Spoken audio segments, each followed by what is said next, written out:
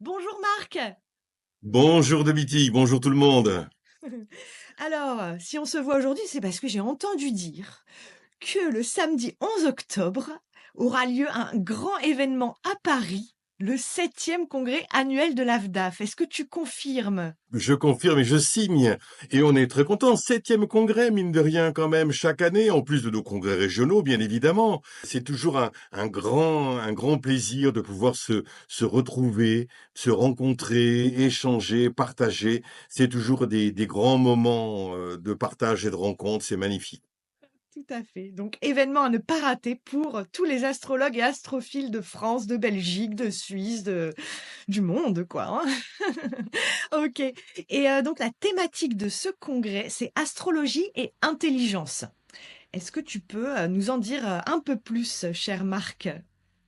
Eh bien, comme très souvent pour les congrès, pour trouver un petit peu le sujet du congrès, on lève la tête vers le ciel pour s'inspirer des transits, etc. Et là, cette fois-ci, c'est l'entrée d'Uranus en Gémeaux qui nous a inspirés. Et c'est comme ça qu'on est parti un petit peu sur la nouveauté, sur l'intellect, évidemment tout ça en lien avec l'astrologie et donc astrologie et intelligence, ça nous a paru être un débat suffisamment vaste et intéressant pour pouvoir, justement réunir les différents regards. OK. Merci Marc pour cette, petite mise en bouche. Hem, Maintenant, j'aimerais bien qu'on aille, écouter un petit peu, les 6 conférenciers. Qu'est-ce que tu en penses? Il me tarde, oui. Alors je te propose, de passer les éphémérides au conférencier de ton choix pour qu'on l'écoute. Les éphémérides, oui. Oh, alors, je l'ai pas ça? À qui tu veux. Avec grand plaisir. Voici Catherine. Si, Marc. Bonjour Catherine! Bonjour Domiti. Ravie de te savoir parmi les conférenciers de ce congrès. Alors, raconte-nous un petit peu quel sera le sujet de la conférence que tu nous feras le plaisir d'animer et que tu as appelé l'intelligence émotionnelle. Alors, l'intelligence émotionnelle, je me suis rendu compte, en fait, en y réfléchissant après, que c'est un petit peu une gageure, parce que quand on regarde sur les différents supports, ChatGPT, etc., et qu'on leur demande, par exemple, de décrire la différence entre quelqu'un qui est HPI et quelqu'un qui est HPE, donc haut potentiel émotionnel, on retombe à peu près sur les mêmes points faibles et les mêmes points forts. Ce qui est intéressant, c'est que dans l'intelligence émotionnelle, il y a un plus. Et ce plus, c'est littéralement, on va dire, le facteur humain. Donc, c'est magique, ça. Vraiment, c'est magique. Donc, j'ai gardé ça comme point de base. Et ce que j'ai fait, c'est que j'ai essayé de faire ressortir des personnages historiques passés ou contemporains qui étaient réputés pour justement leur intelligence humaine et leur capacité à gérer l'émotionnel et la relation à l'autre aussi. Et j'en suis partie là-dedans, comme on part en voyage dans un pays inconnu, j'ai simplement commencé à monter des thèmes et à regarder quels étaient les aspects que j'allais trouver le plus souvent. Alors, bien sûr, on doit faire une élimination de base, c'est-à-dire, par exemple, les aspects entre planètes lentes qui distingueraient des générations plutôt que des individus, et puis rester dans le sujet, c'est-à-dire l'intelligence. Donc, je suis partie essentiellement de Mercure. Et j'ai regardé les aspects de Mercure avec les autres planètes en éliminant, bien sûr, les aspects Vénus-Mercure, parce qu'ils sont trop, trop proches l'un de l'autre et qu'on n'aurait que des conjonctions quasiment. Et j'ai regardé ce que je trouvais. Dois-je le dire maintenant ou dois-je garder le suspense? Ah oui, oui, oui, on va garder un petit peu de suspense quand même, Catherine. bah, j'ai vraiment hâte de t'entendre nous raconter, les résultats de ta recherche le 11 octobre. Merci beaucoup Catherine. De rien, j'espère que d'ici là, j'aurai pu enlever mes lunettes. Tes lunettes de star. Voilà, c'est ça. Eh beh, écoute, maintenant on va aller faire un petit tour chez Tristan. Est-ce que tu veux bien lui passer les éphémérides, s'il te plaît? Ah, mais bien sûr. Tiens, Tristan. Merci Catherine. Bonjour Tristan! Bonjour Domiti. Alors Tristan, raconte-nous un petit peu le sujet de la conférence que tu donneras, au congrès et que tu as appelé «Les formes d'intelligence et l'astrologie». Ok. Alors l'objet de cette approche en fait de l'intelligence à travers l'astrologie, c'est d'ouvrir un peu le champ, de pas être fixé sur l'intelligence logico-mathématique ou langagière, donc de sortir un petit peu des concepts de l'intelligence et on va regarder où est placé Saturne et je sais pas quoi. Le point de départ, en fait, on verra où il nous mène, hein, je suis en train de faire une petite recherche sur le sujet, c'est de travailler sur une ouverture justement à différentes formes d'intelligence, qui est issue des travaux d'un chercheur qui s'appelle Howard Gardner, de l'université de Harvard, qui, il y a quelques décennies, a publié des articles sur ce qu'il appelait les 8 formes d'intelligence. Et dans ces 8 formes d'intelligence, on retrouve des approches qui vont être des approches kinesthésiques, sociales, donc des approches différentes de uniquement l'intelligence intellectuelle, mathématique ou du langage. Et l'idée donc, c'était de voir comment on pouvait, à travers l'astrologie, peut-être ou pas, retrouver ces formes d'intelligence qu'il a déterminées lui au nombre de 8 à travers la construction du thème astral. Donc c'est le sujet, on va faire une petite étude recherche avec certains de mes élèves là-dessus, qu'on va présenter, donc que je vais présenter lors de la conférence. OK, génial. Bon, bah, j'ai ultra hâte, d'y être et de t'y écouter. Allez, on va aller maintenant faire un petit, tour chez Gilles. Je te laisse lui passer les éphémérides? Oui, Gilles, voilà les éphémérides. Merci Tristan. Bonjour Gilles! Bonjour Domitil. Bon, à toi maintenant de nous raconter le sujet de la conférence que tu donneras au Congrès de Paris et que tu as appelée «L'intelligence symbolique». Oui, alors l'intelligence symbolique, ça veut dire en fait pour moi que en astrologie, on utilise bien évidemment les signes, les planètes, les maisons, les aspects. Et en fait, quand on parle des planètes, par exemple en astrologie, ou même des signes, on va en parler souvent, on va dire, alors je fais la différence entre signe astrologique et signe. C'est-à-dire qu'on peut interpréter l'astrologie sous l'angle des signes. C'est-à-dire sous l'angle des signes, c'est très souvent d'ailleurs ce qui est fait sous l'angle d'une astrologie, tu vois, qui peut être plus prédictive ou prévisionnelle. Ça veut dire un signe, ça dit une chose et une seule. Toi, t'en as tous les jours des signes quand on est, par exemple, quand on conduit, le code de la route, ben, quand tu vas avoir un stop, tu vas pas te poser la question, qu'est-ce que ça veut dire, tu vois? Donc, quel est le sens et la signification pour moi? Quel écho ça fait en moi? Donc ça, c'est un signe. C'est une chose, c'est univoque, tu vois, c'est univoque. Tandis que les symboles, ça vient d'abord du grec symbolein, ça veut dire mettre ensemble, jeter ensemble. Et donc les symboles, ils peuvent avoir des significations polymorphes, on dit polymorphes, plusieurs significations et variées. Donc le symbole, on va l'interpréter à différents niveaux. Du niveau le plus simple au niveau le plus élevé. Donc en passant par un plan, en astrologie humaniste, on parle du plan biologique, on parle du plan socioculturel, du plan individuel et du plan transpersonnel. Donc on pourrait dire que, tu vois, les symboles, ils peuvent être interprétés à ces 4 niveaux-là. Donc c'est un petit peu tout ça, dans ce sens-là, que je vais parler de l'intelligence du symbole, parce que l'intelligence du symbole va permettre davantage l'ouverture du champ de conscience. Voilà. Ça veut dire en fait que, dans ce sens, le symbole, d'une manière générale, si tu veux, peut avoir plusieurs significations, c'est ce que je disais, et que ces significations et la compréhension surtout de la signification va aussi dépendre du niveau de conscience d'abord et de l'astrologue, tu vois, et du consultant. Donc c'est un petit peu ça l'idée, c'est de voir en fait que donc un thème, Et un thème donc des planètes en signes, en maison, peuvent être interprétés à différents niveaux. Peut être interprétés à différents niveaux et peuvent avoir différentes significations de la même chose, dans la même chose au niveau des transits. C'est surtout ça. Je parlerai surtout ça de la signification d'un transit, si tu veux, sous l'angle des symboles et non pas sous l'angle du signe. C'est-à-dire de ne pas vous dire qu'est-ce qui va vous arriver, qu'est-ce qui va se passer pour vous. Hein, c'est pas tellement la démarche, ni de l'AVDAF d'ailleurs en plus particulier, c'est pas prédictif, quoi. Donc c'est dans ce sens de non pas qu'est-ce qui va vous arriver, mais ce qui vous est arrivé ou ce qui vous arrive ou qu'est-ce qui se passe en ce moment. Voilà les différents plans de signification que ça pourrait avoir pour vous. Voilà en gros qu'est-ce qu'on peut dire des symboles ou de l'intelligence du symbole. Voilà. Ok, bon, bah, tout un programme, cette intelligence du symbole. Merci beaucoup, Gilles, pour ces quelques mots qui donnent envie d'être déjà au 11 octobre.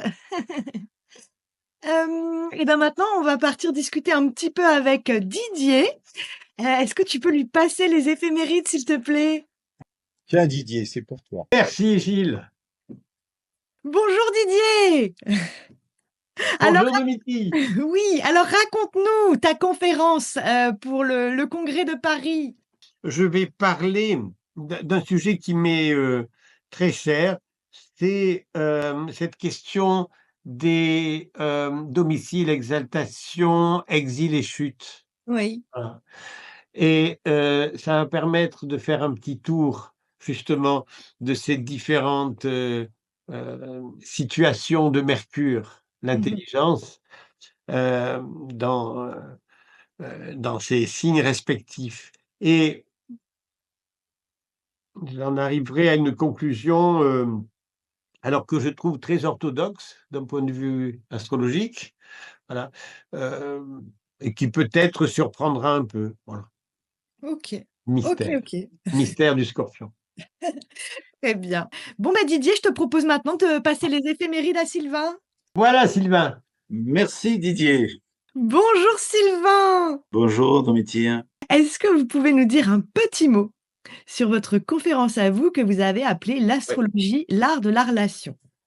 Oui, l'astrologie est pour moi l'art de la relation.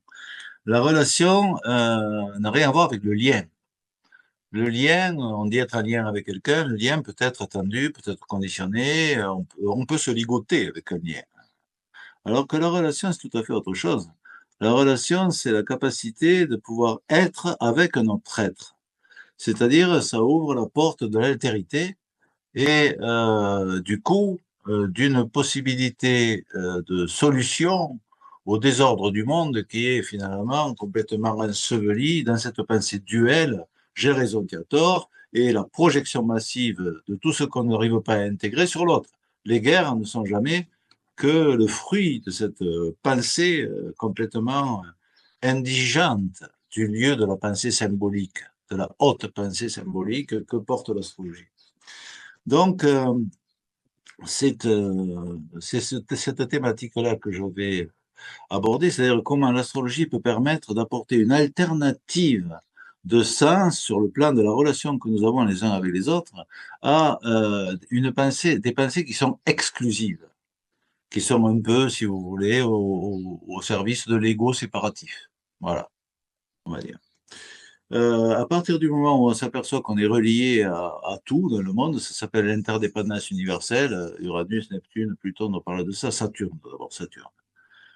Saturne, c'est un peu la frontière, si vous voulez. C'est un peu comme si c'était un miroir sans teint. Vous savez, quand on n'a pas fait ce passage de l'altérité, on ne voit que soi. Et on voit l'univers à l'aune de sa propre personne. Et finalement, bon, on va mourir un peu idiot sans doute, mais bon, chacun son chemin aussi. Il n'y a pas d'opprobre à ça. Mais si on va de l'autre côté, c'est-à-dire si on accède à son ombre, et c'est ça qui est intéressant, c'est comment l'intelligence, la direction de l'intelligence, ça s'appelle la conscience. Et comment cette conscience nous permet de comprendre que nous sommes tous, de fait, des frères humains, enfermés dans des problématiques parfois qui sont colossales, mais qui ont toujours un sens spirituel, toujours. Donc, premièrement, l'astrologie, l'art de la relation. Ça, c'est le titre. Sous-titre, de la religion de la religion, parce que l'astrologie est un art religieux. Bien sûr, il ne faut pas penser des prêchis-prêchats ou des choses qui sont complètement formelles et exotériques. C'est complètement, c'est l'essence même de l'astrologie qui est religieuse. Religar, c'est la chose qui relie. Ça nous relie à l'univers de manière indubitable. Donc, c'est un art religieux, qui d'ailleurs a enterré plein de religions depuis qu'il existe. Donc, ça n'a pas rien à voir avec le côté formel des religions, mais avec l'essence de la religion. Donc, de la religion à l'intelligence, parce que l'intelligence, c'est un même mot, finalement. C'est interliguer, c'est relier les choses entre elles. De l'intelligence à la conscience, si cette intelligence elle est dirigée vers l'appréhension de tout ce qui nous échappe et qui est notre inconscient. Vous savez, l'inconscient, c'est 9 dixièmes, hein, et le conscient, 1 dixième à peine. Et l'astrologie, ça nous permet une plongée dans notre inconscient, donc une pêche de miracle, en fait. Hein. Toutes les puissances qu'on a en nous et qui peuvent se révéler. C'est en ça que l'astrologie est un art sacré, vous voyez. Voilà, peut-être, enfin bon, c'est la seconde étape de mon propos que je tiendrai lors de ce congrès. Et puis pour finir, donc je reprends, hein, que ce soit clair, de la religion à l'intelligence, de l'intelligence à la conscience, et de la conscience à la relation. Si on est conscient que l'autre n'est pas soi, et que par conséquent on peut se trouver dans cet espace de différence, et si on laisse la place à l'autre, alors se produisent des miracles.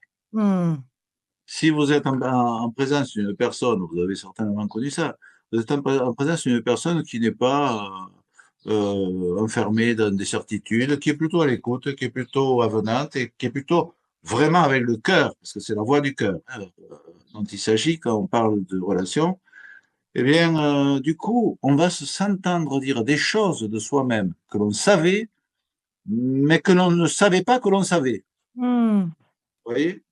C'est-à-dire la relation, c'est la révélation de l'être, en fait. Et l'astrologie est une porte d'entrée absolument royale, sacerdotale même, je dirais, permettant d'aller dans cette direction fondamentale. Voilà, pour moi, fondamentale. D'ailleurs, là-dessus, une phrase, une citation, j'espère que je ne vais pas être pédant avec mes citations, mais bon, Thomas d'Aquin, qui était un grand théologien du Moyen-Âge, qui était d'ailleurs astrologue un peu sur les bords, il disait Dieu est relation. Il y a quelque chose de plus grand que nous qui s'exprime dans la relation. Voilà.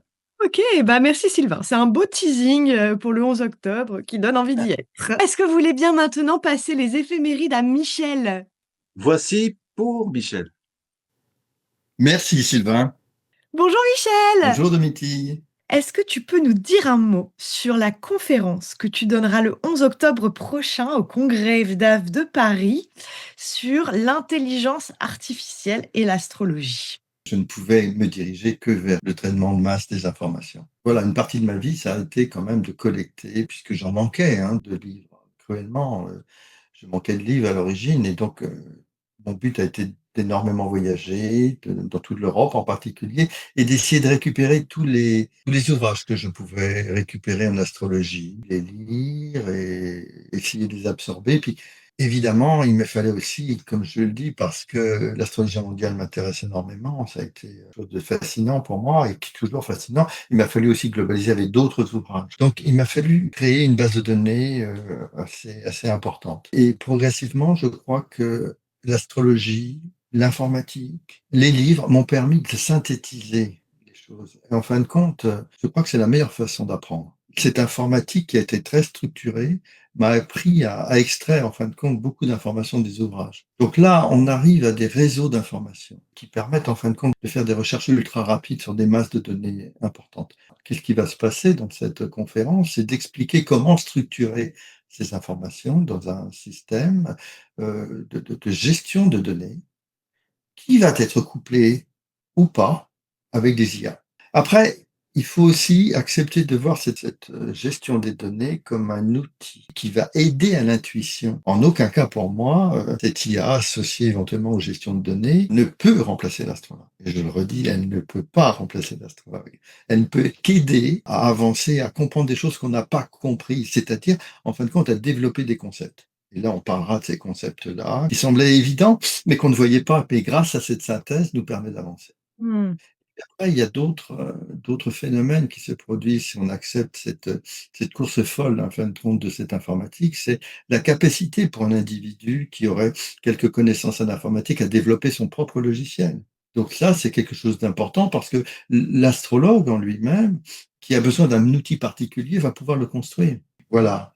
Je ne veux pas tout dévoiler, Ah bah oui, non, mais c'est quelque chose de passionnant, c'est quelque chose qui nous permet, à mon avis, de sortir de choses classiques et on obtient des choses qu'on n'imagine pas, quoi. Et c'est pas si difficile que ça. merci beaucoup Michel. On va retourner voir Marc maintenant. Est-ce que tu veux bien lui repasser les éphémérides, s'il te plaît? Tiens, Marc, voici les éphémérides. Merci Michel. Et donc, nous revoilà avec toi, Marc. Est-ce que tu peux nous en dire un petit peu plus sur les infos pratiques? Donc, on sait que ça se passe le samedi 11 octobre, de 9h à 18h, à Paris, dans le 14e arrondissement, à l'hôtel Modigliani. C'est bien ça? C'est tout à fait ça. C'est un lieu où justement où le congrès a lieu depuis plusieurs années. C'est très agréable. On peut, la salle de conférence est vraiment très très agréable. On peut aussi y manger, on peut y dormir. C'est un très bel endroit dans un très beau quartier. OK. Et question pratique, budget, combien ça coûte de participer à ce congrès? Quels sont les frais d'inscription? Alors, pour les adhérents, pour nos chers adhérents, on est à 80 € pour la journée. Pour les non-adhérents, on est à 110 €. Alors, à noter que vous avez la possibilité, adhérents et non-adhérents, de pouvoir bénéficier d'une réduction de 10% jusqu'au 14 juillet. Pourquoi le 14 juillet? Parce que nous espérons un feu d'artifice d'inscription. Voilà.